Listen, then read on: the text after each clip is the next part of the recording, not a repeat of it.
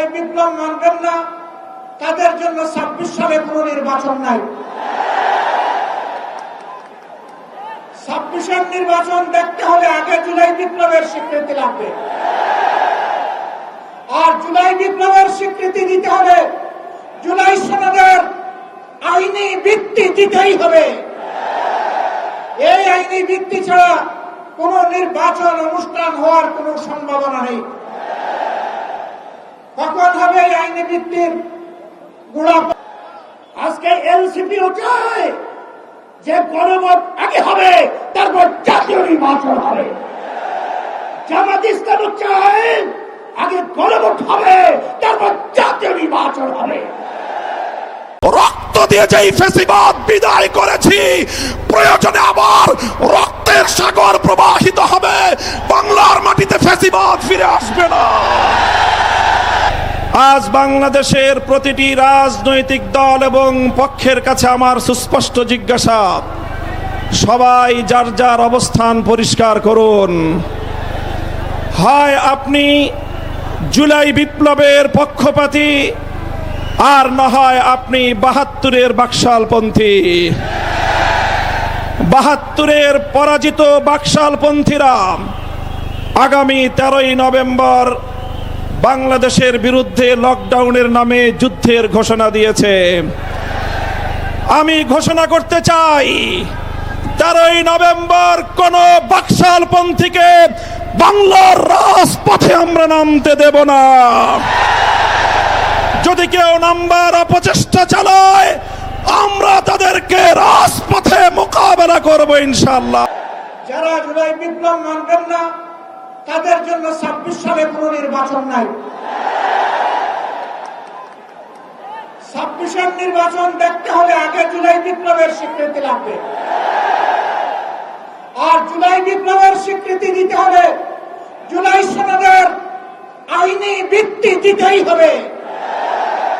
এই আইনি ভিত্তি ছাড়া কোন নির্বাচন অনুষ্ঠান হওয়ার কোন সম্ভাবনা নেই। কখন হবে এই আইনি ভিত্তির গুড়াপত্র? এদেশের মুক্তিকামী মানুষের কথা একটাই, জাতীয় সংসদ নির্বাচনের আগে গণভোট অনুষ্ঠিত হতে হবে। গণভোটের ব্যাপারে সকল দল একমত, তাহলে তারিখ নিয়ে এই বায়নাবাজি কেন? একমত হয়ে যখন স্বাক্ষর করেছি সবাই, তখন গণভোট আগে হওয়াই হচ্ছে যুক্তিযুক্ত। এর মধ্য দিয়ে আইনি ভিত্তির পটাতন তৈরি হবে ইনশাআল্লাহ, এবং এর ভিত্তিতেই আগামী জাতীয় সংসদের নির্বাচন অনুষ্ঠিত হবে। ওই নির্বাচন যখন অনুষ্ঠিত হবে তখন আর কোনো সংশয় সন্দেহ থাকবে না। আমরা চাই আগামী ফেব্রুয়ারিতে রোজার আগেই জাতীয় সংসদ নির্বাচন অনুষ্ঠিত হোক। এইটা নিয়ে কেউ ধূম্রজাল সৃষ্টি করার পায়তারা চালাবেন না, উদুর পিণ্ডি বুদির গাড়ে ফেলবেন না। আমরা জাতীয় ঐক্যমত কমিশনে গিয়ে সকল দল আমাদের মতামত দিয়েছি। এই ৮ দলের পক্ষ থেকে ডজন খানেক নোট অফ ডিসেন্ট আমরা দেই নাই। আমরা প্রস্তাবনা যৌক্তিক মনে করে সেখানে আলাপ আলোচনায় আমরা ইতিবাচক মত দিয়েছি। এরপরে সংখ্যাগরিষ্ঠ দলের মতামতের ভিত্তিতে একটা চার্টার তৈরি হয়েছে। এটি হচ্ছে গণতন্ত্রের কথা, যে সংখ্যাগরিষ্ঠ যা বলবে বাকিরা তাই মেনে নেবে। কিন্তু আমরা দেখলাম না, কেউ কেউ তা মেনে নিতে রাজি নন। জুলাই সনদেই যদি আপনি গণতন্ত্রের প্রতি শ্রদ্ধা না দেখান, জাতীয় নির্বাচনে আপনি শ্রদ্ধা দেখাবেন কিভাবে? এই জায়গায় আসতে হবে। সকল বায়না ভুলে যান, জুলাই শহীদের রক্তের প্রতি সম্মান দেখান। জুলাই যারা লড়াই করেছে বুক কাট করে, যারা পঙ্গু হাত হয়ে এখনো দুঃখে দুঃখে কষ্ট করছে, মেহরবানি করে তাদের বুকের ভাষা বোঝার চেষ্টা করুন। আমার ভাই আল্লামা মামুনুল হক সাহেব বলেছেন, লড়াই করে ফ্যাসিবাদ বিদায় করেছি, লড়াই করে জনগণের দাবি আদায় করব। আমি স্পষ্ট ভাষায় বলতে চাই, কোন দলের নয়, জনতার বিজয় হবে ইনশাআল্লাহ। জনতা কি চায় কান পেতে শোনার চেষ্টা করুন। যদি এই ভাষা বুঝতে ব্যস্ত হন, তাহলে নিজের পরিণতির জন্য যে বুঝতে ব্যর্থ হবেন তাকে তৈরি থাকতে হবে। আমরা কথা দিচ্ছি বাংলাদেশের জনগণকে, আমাদের সহযোদ্ধারা আমাদের হাতে এনে মুক্তির প্রাথমিক পরিবেশটা উপহার দিয়েছে। আমরা জনগণের মুক্তি আদায় করেই ঘরে ফিরবো ইনশাআল্লাহ। আমরা ভদ্র ভাষায় কথা বলছি, ভদ্র ভাষায় কথা বলবো, কিন্তু আমাদের দাবির ব্যাপারে আমরা হিমালয়ের মতো অমর থাকবো। কারণ এই দাবি জনগণের দাবি, কোন দলের দাবি নয়। এই দাবি বিপ্লবের দাবি, এই দাবি ফ্যাসিবাদের দাবি নয়। অতএব ফ্যাসিবাদের দাবির কাছে বাংলাদেশের জনগণ মাথা নত করবে না। তৈরি হন, যতক্ষণ পর্যন্ত জনগণের দাবি আদায় না হবে আমাদের আন্দোলন দুর্বার গতিতে চলতে থাকবে ইনশাআল্লাহ। বর্তমানে অন্তর্বর্তীকালীন সরকারকে আমরা জানাতে চাই যে আজকে আমরা রাজপথে একত্রিত হয়েছি কি দাবিগুলো আদায়ের জন্য, বিশেষ করে জুলাই সনদের স্বীকৃতি সহ এই বাংলাদেশকে সুন্দর একটা দেশ তৈরি করার লক্ষ্যে যে জুলাই সনদ তৈরি হয়েছে, এই সনদের আইনি ভিত্তি জাতীয় নির্বাচনের আগেই এটা আমরা চাই এবং দিতে হবে। সমস্ত রাজনৈতিক দলগুলো এই আইনি ভিত্তির ব্যাপারে, গণভোটের ব্যাপারে তারা একমত পোষণ করেছে। কিন্তু আজকে বাংলাদেশের ভিতরে উল্লেখযোগ্য যারা কয়েকবার দেশ পরিচালনা করেছে তার ভিতরে একটা দল হলো বিএনপি।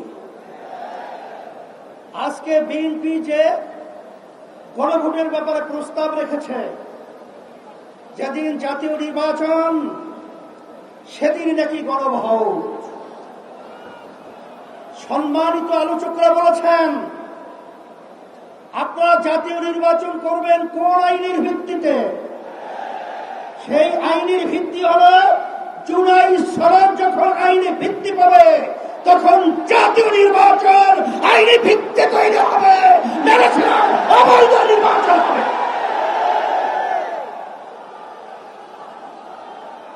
আজকে আমরা দেখেছি সেই মনের মধ্যে সেই 2024 জুলাই এবং আগস্ট, যখন জুলাই 17 তারিখ বাইতুল মুকাররমের উত্তর গেটে আমি তখন বলেছিলাম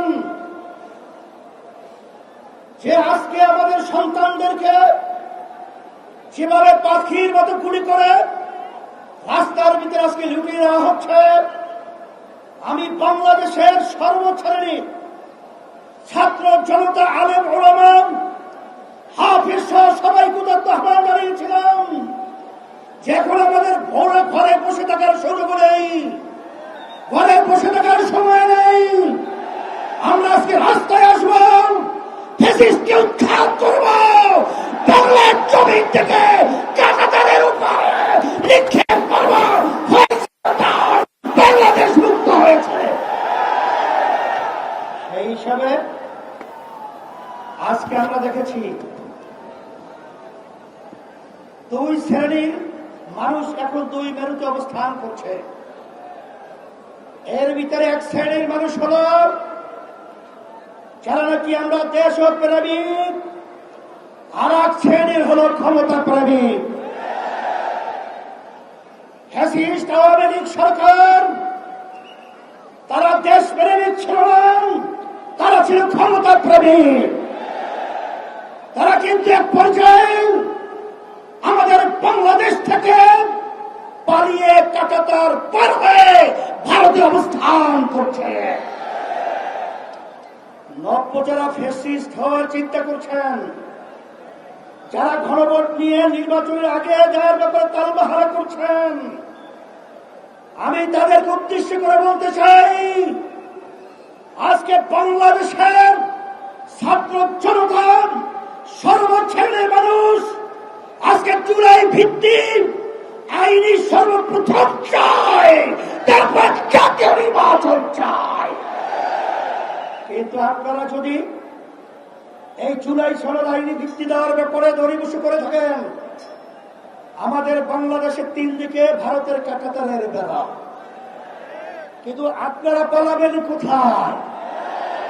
আপনাদের জন্য অপেক্ষা করছেন সেই দক্ষিণে বঙ্গোপসাগর। এছাড়া কিন্তু আপনাদের পালাবার কোথাও জায়গা নেই।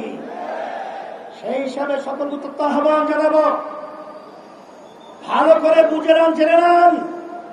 অন্তর্বর্তীকালীন সরকারকে আমি অনুরোধ করছি, আমরা অনুরোধ করছি যে আপনারা যখন আমেরিকায় গেছিলেন তখন 3টা উল্লেখযোগ্য দলকে সাথে নিয়ে গেছিলেন, জামাত ইসলামী বাংলাদেশ, বিএনপি, এনসিপি। কথা ঠিক কিনা? আপনারা জাতীয় নির্বাচনের আগে গণভোট দিতে আপনারা কোন প্রক্রিয়া, কোন হিসাব লাগবে, অঙ্ক শিখাতে হবে। আজকে এনসিপিও চায় যে গণভোট আগে হবে, তারপর জাতীয় নির্বাচন হবে। জামাত ইসলামও চায় আগে গণভোট হবে, তারপর জাতীয় নির্বাচন হবে। শুধু একটা দল বিএনপি, তারা ভোট চায় কখন? জাতীয় নির্বাচনের দিন। বাংলাদেশের মানুষ বুঝে গেছে আপনাদের উদ্দেশ্য ভালো না। যদি আপনাদের উদ্দেশ্য ভালোই হয়ে থাকে, যেখানে আইনি ভিত্তির ব্যাপারে একমত আপনারা পোষণ করেছেন, সেখানে গণভোটে এত গরিবসী কেন? এটা জাতির কাছে পরিষ্কার হয়ে গেছে। আমরা অন্তর্বর্তী সরকারকে বলবো, আমরা শান্তিপ্রিয়, বারবার রাস্তায় রোদ্রে আমাদেরকে পোড়াচ্ছেন, আপনারা পুড়িয়েছেন, আর কত রাস্তায় নামতে হবে? এরপরে পরামর্শ ভিত্তিক আমরা বাংলাদেশের সর্বস্তরের মানুষদের নিয়ে এমন কর্মসূচি ঘোষণা করব, আপনি গণভোট জাতীয় নির্বাচনের আগে দিতে বাধ্য হবেন, বাস্তব দাবি মানতে বাধ্য হবেন ইনশাআল্লাহ।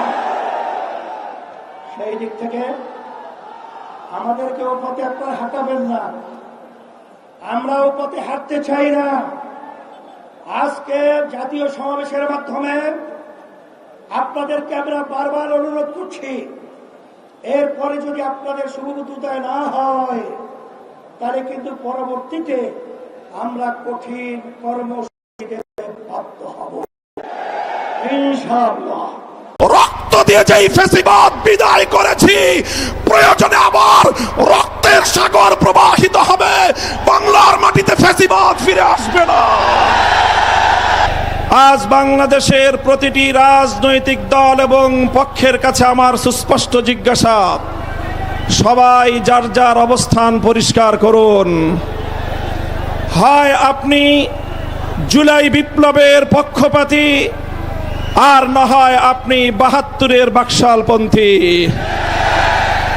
৭২-এর পরাজিত বাকশালপন্থীরা আগামী 13ই নভেম্বর বাংলাদেশের বিরুদ্ধে লকডাউনের নামে যুদ্ধের ঘোষণা দিয়েছে। আমি ঘোষণা করতে চাই, 13ই নভেম্বর কোন বাকশালপন্থীকে বাংলার রাজপথে আমরা নামতে দেব না। যদি কেউ নামবার অপচেষ্টা চালায়, আমরা তাদেরকে রাজপথে মোকাবেলা করব ইনশাআল্লাহ। সংগ্রামী সাথী ও বন্ধুগণ, 2024-এর জুলাই বিপ্লব সহস্রাধিক তাজা প্রাণের রক্তের বিনিময়ে অর্জিত এই বিপ্লব। এই বিপ্লবের ভিত্তিতে আগামী বাংলাদেশ পরিচালিত হওয়ার জন্যই ঐক্যমতের ভিত্তিতে জুলাই সনদ প্রণীত হয়েছে। এই জুলাই সনদ কোনো কাগজে সনদ হিসেবে আমরা দেখতে চাই না। জুলাই সনদকে আমরা আগামীর বাংলাদেশের রূপরেখা হিসেবে দেখতে চাই। এজন্য আমরা ৮ দলের পক্ষ থেকে বলেছি, অনতিবিলম্বে জুলাই সনদকে সরকারি আদেশের মাধ্যমে এর প্রাথমিক আইনি ভিত্তি প্রদান করতে হবে। এরপরে আগামী ত্রয়োদশ জাতীয় সংসদ নির্বাচনের পূর্বেই গণভোটের মাধ্যমে জুলাই সনদকে চূড়ান্ত আইনি ভিত্তি প্রদান করতে হবে। এর ব্যত্যয় হলে জুলাই বিপ্লব পন্থীরা বরদাস্ত করবে না, সেটা মানবে না। আমরা সুস্পষ্ট ঘোষণা দিতে চাই, আমাদের জুলাই যোদ্ধাদের, জুলাইয়ের বিপ্লবে শাহাদাত বরণকারী বীর শহীদদের রক্ত মারিয়ে জুলাই বিপ্লবের, জুলাই সনদ বাস্তবায়নের গণভোট ছাড়া বাংলার মাটিতে আমরা আর কোনো কিছুই হতে দেব না। আমি জানি না জাতীয় নির্বাচনের আগে জুলাই সনদ বাস্তবায়নের লক্ষ্যে গণভোট হলে কার কি সমস্যা, সেটা আমাদের বুঝে আসে না। আমাদের সমস্যা হলো জুলাই সনদের গণভোট ছাড়া যদি জাতীয় সংসদ নির্বাচন অনুষ্ঠিত হতে থাকে, জাতীয় সংসদ নির্বাচন যদি তফসিল ঘোষণা হয়ে বাস্তবায়িত হয়, অনুষ্ঠিত হয়, সেখানে অনেকগুলো বড় বড় জটিলতার সৃষ্টি হবে। তার মধ্যে অন্যতম একটি হলো দ্বিকক্ষ বিশিষ্ট জাতীয় সংসদের উচ্চ কক্ষ কিভাবে গঠিত হবে, কিভাবে রাজনৈতিক দলগুলো তাদের নির্বাচনী ম্যানিফেস্টো তৈরি করবে, জাতির সামনে তারা তাদের উচ্চ কক্ষের 100 সদস্যের তালিকা কিভাবে প্রকাশ করবে, এই সকল বিষয়ের কোনো সদুত্তর তাদের কাছে নাই। যারা জুলাই সনদের গণভোট জাতীয় সংসদ নির্বাচনের আগে অনুষ্ঠানের ক্ষেত্রে বিরোধিতা করছেন, আমরা তাদের সমস্যার কথা জানতে চাই। কোনো যুক্তি নাই, কোনো যুক্তি নাই। তারা জুলাই সনদের বাস্তবায়নকে ঠেকিয়ে দিয়ে বাংলাদেশে আবার ফ্যাসিবাদ কায়েম করবার ষড়যন্ত্র করছে। পরিষ্কার ঘোষণা করি, রক্ত দিয়ে যেই ফ্যাসিবাদ বিদায় করেছি, প্রয়োজনে আবার রক্তের সাগর প্রবাহিত হবে, বাংলার মাটিতে ফ্যাসিবাদ ফিরে আসবে না।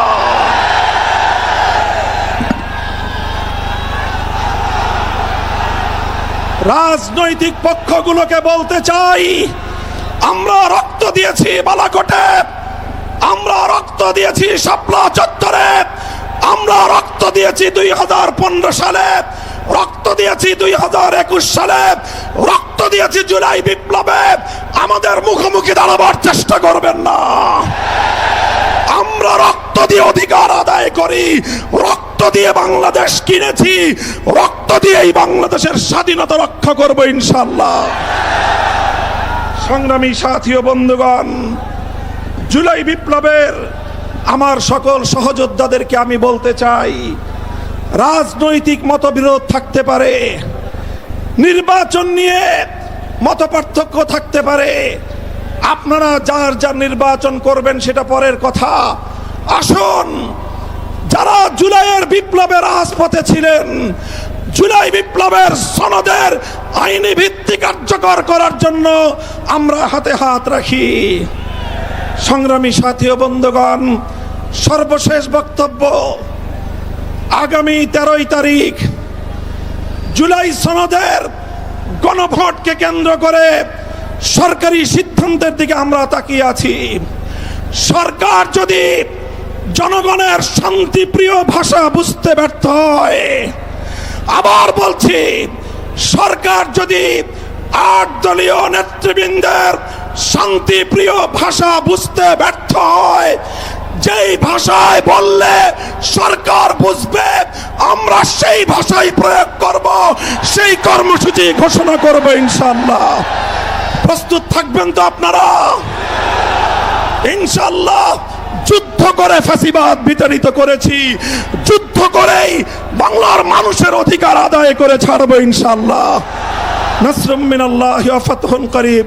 ওয়াসসালামু আলাইকুম ওয়া রাহমাতুল্লাহ।